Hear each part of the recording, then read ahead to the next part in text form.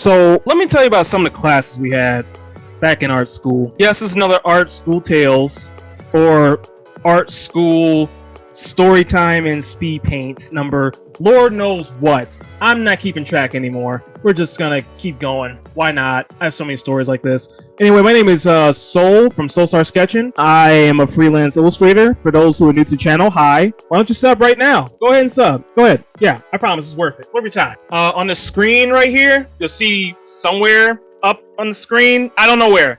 I'm gonna be doing speed paint. I don't know what it's going to be. I have no idea. It's all in the future or the past or the present. I have no idea. I record a lot of these. So, yeah, just get used to it. This is what we're doing. Let me explain how my school works. Okay, I'm not telling you the name of my school. I'm not telling you people's names. I'm just going to keep that vague. You want to find out on your own, you can ask me in private. I'll tell you. But other than that, no, I'm not telling you. That's out of respect for the school and everybody else. If I can tell, it was in downtown Detroit. Yeah, our classes were a little different. Now, before I mentioned about like the hierarchy of our student body, you know, the types of students. Now we're gonna go into some of the classes. The classes were a little interesting.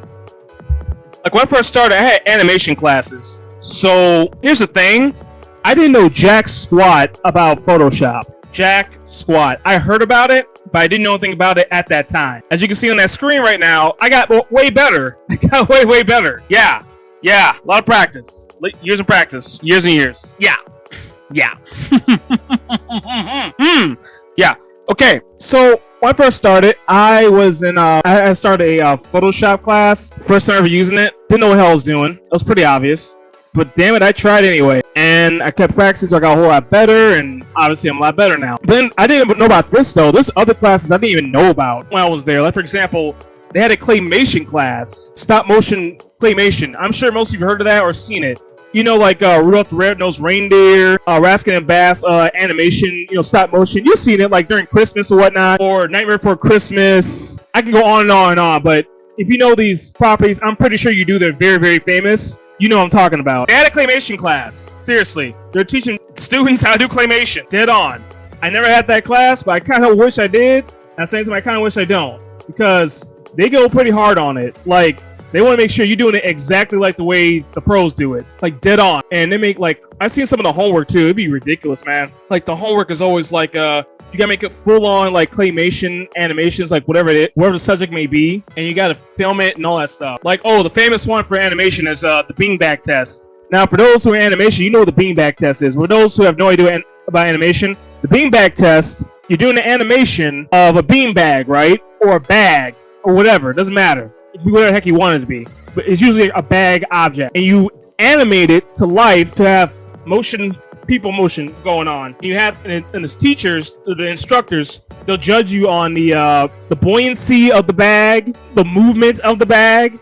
See, does it flow right? Does it seem realistic or believable enough? Or did you skip too many steps and it doesn't really fly? You know what I'm saying? It depends. That's the beanbag test. It's one of the top 10 hardest tests to do for any artist, but it also puts them through the way. I never had that test because I quit animation within like a semester or two. I was out. I had to go. I couldn't take it. Oh, by the way, speaking of which, this is an interesting thing about my school. We had super seniors, but we also had super juniors and super freshmen. Okay, so I was a super senior. That's because I left animation early, so I had to start a brand new major altogether. All right, that's why I went to illustration. Clearly that was my thing. Animation was not really my thing. It was illustration all the way. Big difference. And folks actually asked me the difference between animation and illustration. Illustration is still, okay? It's a still image. It might look cool, but it's usually just a still image, all right? You might be able to imitate some movements, but that's it. Animation is the illusion of movement. What they usually did is, dude, I knew like a guy who was like a freshman for like 3 years straight. Say it again. I knew a dude who was a freshman for 3 years straight. 3 years. He failed 3 times. I'm not trying to embarrass the man. I'm sure he tried his best. I just want to give you an idea how tough animation can be for some folks. I straight up left. I couldn't take that. I went to a different department altogether. That was the right call for me. It was the right call. This guy though, I remember correctly, he tried his damnedest to get through animation. He just couldn't cut it, man. I'm sorry, just couldn't cut it. They even told him quit. Straight up told him quit. Just pick a different department, or like just go to a different school or something. Get a trade school skill or something. He went animation. You know what? I respect that. I really do respect that. That's somebody who's on a mission. I hope he made it. I really do. Man, I feel so bad for him. Here he is, still like a freaking like freshman area, and I'm like at that point like heading to a seniorship. So what can I say? I don't know. There's some students like that. They just either they stay a little longer than they probably should have, or some quit way early because it's just too tough. That's how that school was, man. Just sink or swim. And yeah, man, man, let me tell you about this. We had a music class too, by the way. There was a music class, and I mean, like, wasn't no stupid little, oh, get your trumpets, get your saxophone. No, I mean like bass guitar, acoustics. Yeah, full on drum set. I mean, real drum set. Steel drums, all that stuff. I never took that class because I don't really have. I mean, okay, I did learn a little bit of guitar from a friend of mine back there, but not like nowhere near as good though. That's why I started getting into singing too. By the way, that's why I do a lot of singing a lot of times. I know I'm not the greatest singer. I know I'm not. I'm not trying to cap you right now on that. Come on, man. Come on.